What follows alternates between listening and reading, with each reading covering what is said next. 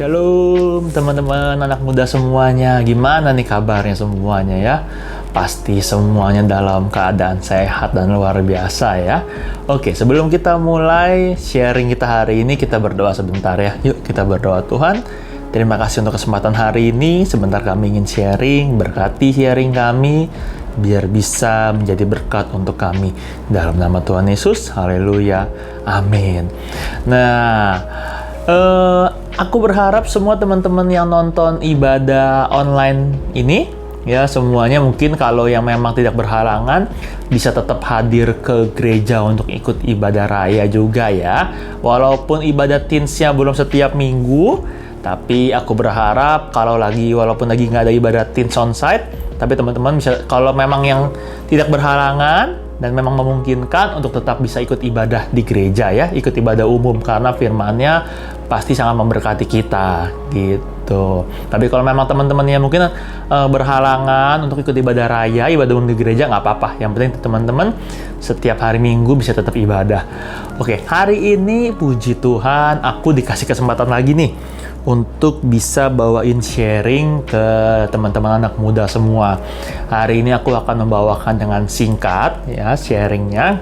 Aku akan membawakan sebuah tema yang berjudul The Power of Mind ya, atau Power of Mind. Jadi kekuatan pikiran ya.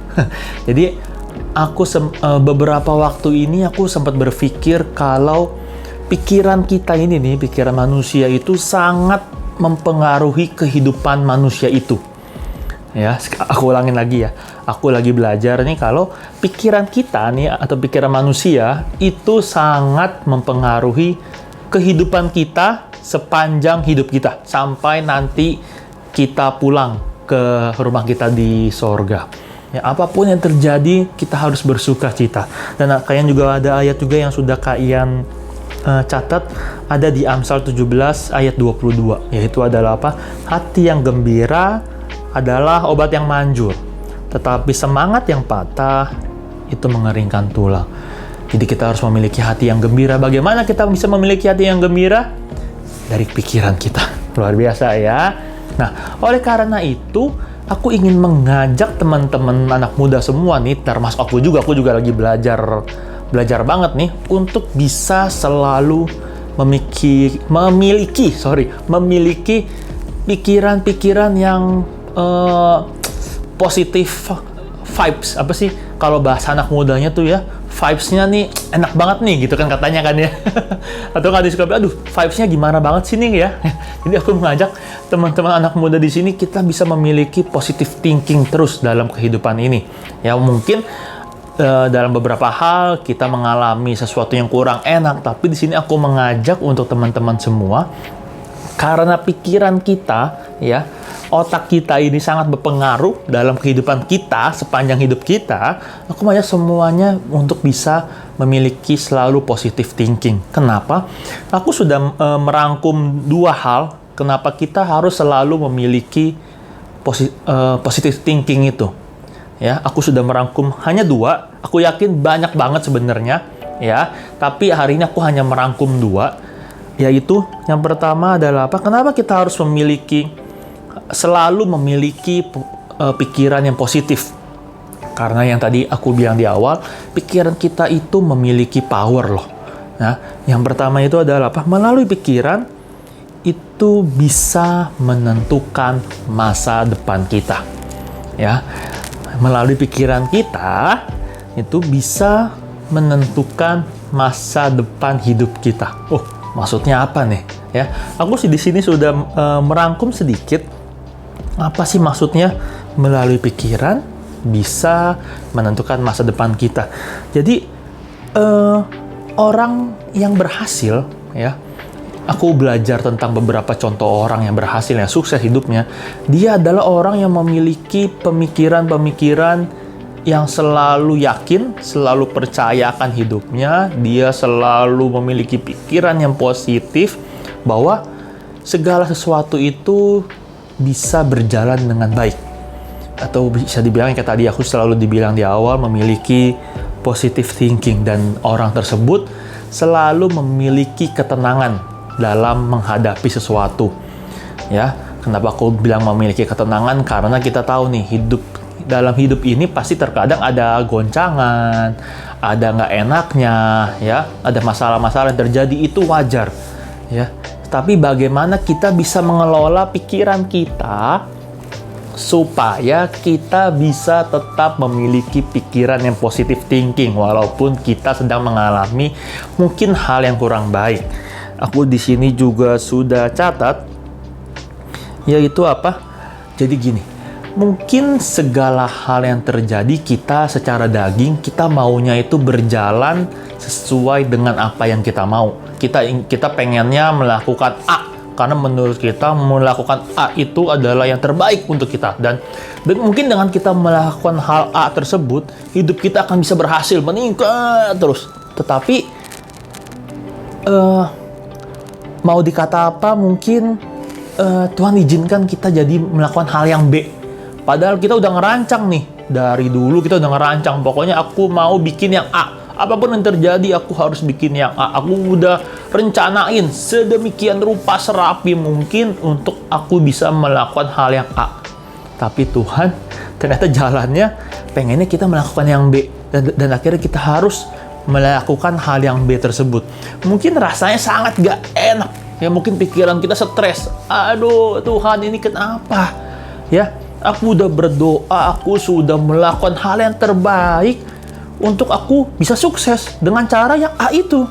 Nah, tapi aku cuma mau bilang satu hal. Tuhan itu selalu punya cara-cara yang luar biasa yang terkadang di luar nalar pikiran kita, ya, untuk memberikan yang terbaik untuk kita. Jadi, kalau misalnya nih ya, kita inginnya A, tapi Tuhan akhirnya kasih kita yang B. Mungkin sedih, itu wajar, itu manusiawi banget, ya.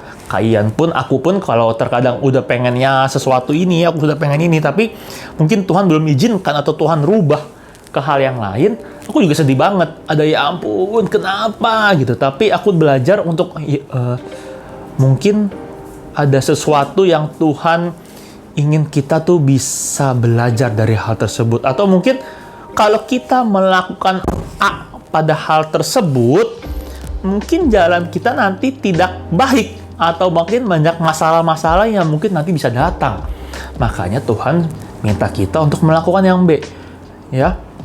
Tinggal balik ke kitanya. Di saat kita harus melakukan apa yang kita rasa itu bukan kita banget, karena kita sudah maunya A, tapi Tuhan kasih kita B. Jadi di saat kita harus melakukan hal yang B tersebut, itu tinggal respon kita aja nih. Kita mau bersyukur nggak? Kita masih mau tetap bersyukur nggak? Kita masih mau tetap melakukan itu?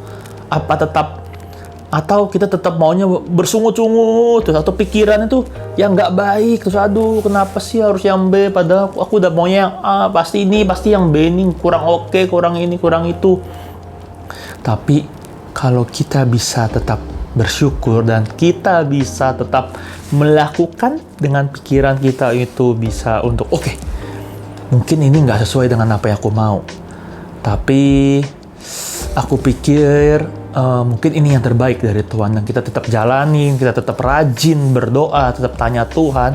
Percaya deh, pasti ada hal-hal yang luar biasa, atau berkat yang luar biasa yang Tuhan sudah siapkan untuk kita di depan sana nanti kalau kita mau melangkah, walaupun kita harus melangkah di hal yang bukan kita inginkan. Lalu yang berikutnya adalah apa? Di sini aku juga sudah mencatat, ada catatan kecil, ya. Tidak semua orang yang mungkin terlihatnya hidupnya banyak uangnya, yang kita lihatnya nih secara mata kita lihat, wah, orang ini kayaknya diberkati banget nih, ya. Berkatnya melimpah banget nih, ya. Kayaknya keren banget nih dia nih, ya. Bisa punya ini, punya itu, punya segala macem, ya. Belum tentu mereka bisa memiliki pikiran-pikiran yang positif loh. Maksudnya apa sih? Kalian mau kasih tahu sesuatu ya? Banyak loh orang-orang yang uangnya banyak, yang terlihatnya sukses, sebenarnya dia nggak bahagia. Dia nggak happy, dia stres, dia nggak bisa berpikir tentang positif thinking. Akhirnya apa? Banyak orang-orang kaya itu yang malah nggak bisa tidur. Karena apa? Mikirin kerjaannya, mikirin bisnisnya. Bukannya nggak boleh, bukannya salah mikirin bisnis, itu boleh. Emang harus dipikirin ya. Besok kita mau melakukan apa nih? Emang harus dipikirin. Tapi kalau sudah mengganggu kehidupan, sudah sampai nggak bisa tidur karena mikirin terus, fokusnya jadi kacau balau, itu jadi hal yang tidak baik ya. Bahkan banyak juga loh artis-artis yang kita lihat uangnya banyak, karena dia ternyata tidak happy, pikirannya itu tidak positif, akhirnya banyak yang bunuh diri loh ya. Jadi memiliki pikiran yang positif itu jadi tidak, cara memikirkan yang positif itu bukan selalu dengan kita kalau sudah memiliki banyak berkat, banyak uang ya, enggak selalu ya. Karena banyak orang-orang kaya, orang-orang yang kita lihatnya wah diberkati sekali, tapi ternyata hidupnya itu tidak bahagia, tidak memiliki pikiran-pikiran positif. Dan teman-teman tahu, salah satu penyebab orang bisa sakit parah itu, salah satunya adalah pikiran.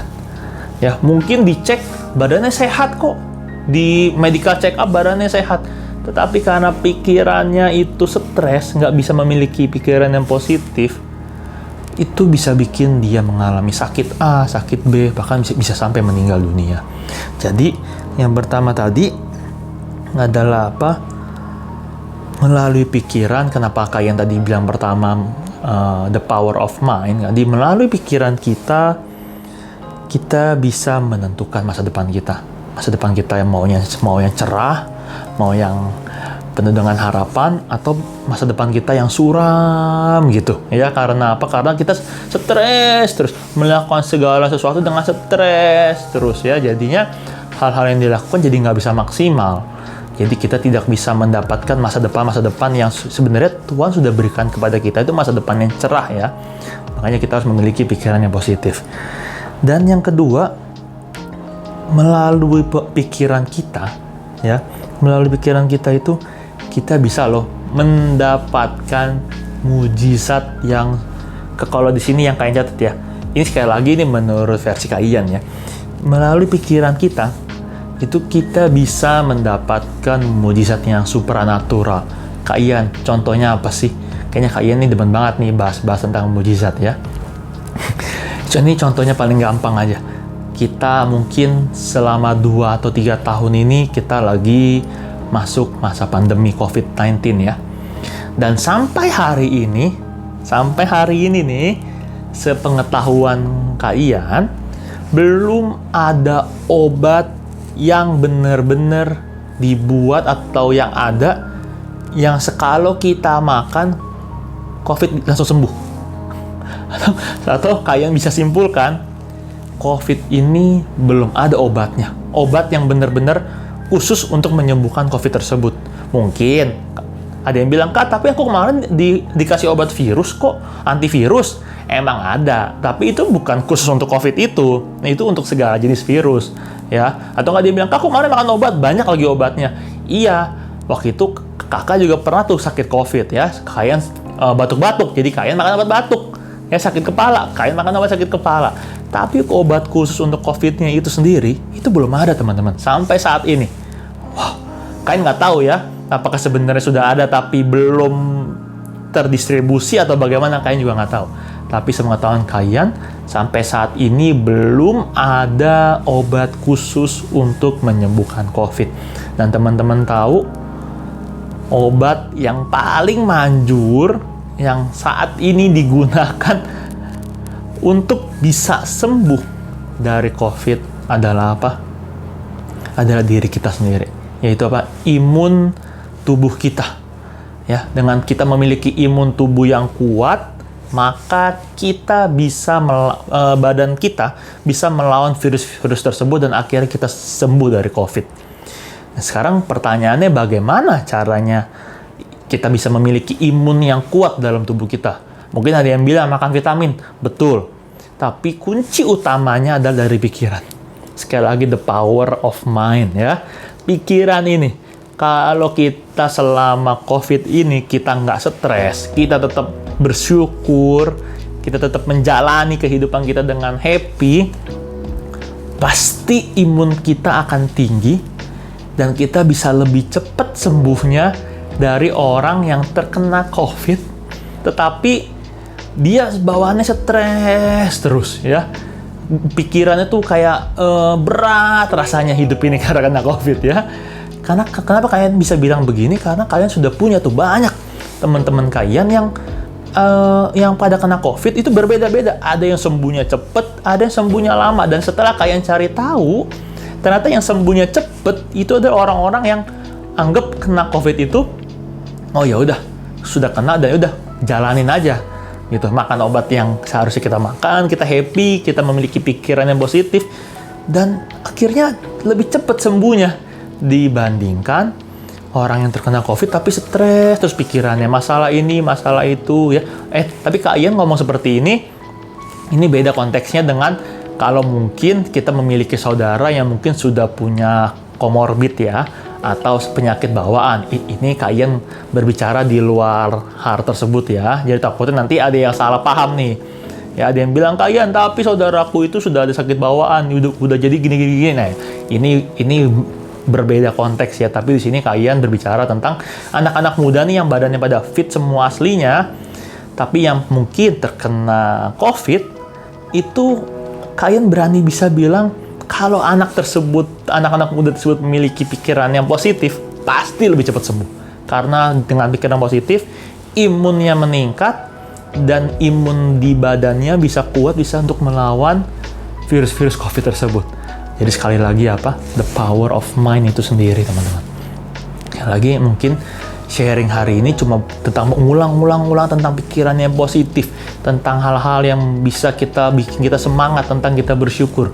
Tapi hal-hal hal yang simple ini sebenarnya sangat penting di dalam kehidupan kita ini. Ada ayatnya di Filipi 4 ayat 4, di mana kita diminta untuk bersukacita. Lalu ada lagi, ini ayat penutup dari Kak Ian, ya. 1 Petrus 4 ayat 7. Kesudahan segala sesuatu sudah dekat.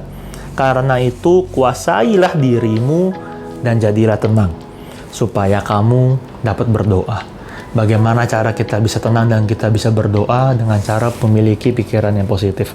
Kalau pikiran kita tidak positif, pikiran kita stres, percayalah kita nggak bisa berdoa. Karena di Alkitab pun sudah berkata seperti itu ya.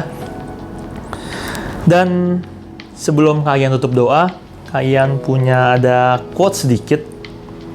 Ada seperti ini, mungkin ini orang-orang udah sangat sering disampaikan ya lewat teman-teman kita yang lain, yang kakak-kakak yang lain dalam menyampaikan firman.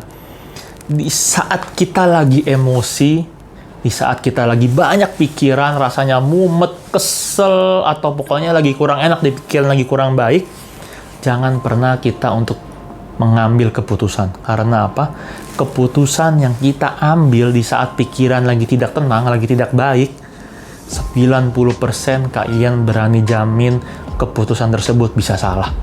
Dan hal itu bisa bikin kita menyesal pada akhirnya. Karena di saat kita lagi tidak memiliki pikiran yang positif, pasti apa yang kita pikirkan tuh tercampur dengan emosi. Jadi lebih baik kalau kita ingin mengambil suatu keputusan, tapi dalam keadaan kita lagi tidak baik, pikiran kita lagi tidak baik, lebih baik kita menyendiri dulu, ya. Menyendiri dulu, kita tenangin pikiran kita, ya, hati kita. Kita berdoa sama Tuhan, minta ketenangan hati, ketenangan pikiran, baru kita ambil keputusan. Dan kalau kita lagi, pikiran kita sedang tidak baik, berhati-hatilah dalam berkata-kata ya teman-teman ya. Karena terkadang kita suka nggak sadar tuh, kalau pikiran kita lagi kacau, terkadang perkataan yang kita ucapin itu sebenarnya bukan sesuai dengan hati kita, tapi karena emosi sesaat doang. Dan biasanya kalau kita banyak berkata-kata di saat kita lagi emosi, takutnya yang kata-kata yang keluar bukan kata-kata berkat, takutnya bisa melukai banyak orang. Yuk kita berdoa. Tuhan, terima kasih untuk sharing singkat hari ini.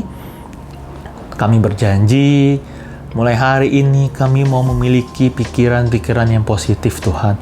Kami tidak mau lagi memiliki pikiran-pikiran yang tidak baik karena kami tahu dan kami yakin ada Tuhan di dalam hidup kami. Dan karena kami tahu kami memiliki Tuhan, maka kami harus memiliki pikiran-pikiran yang positif.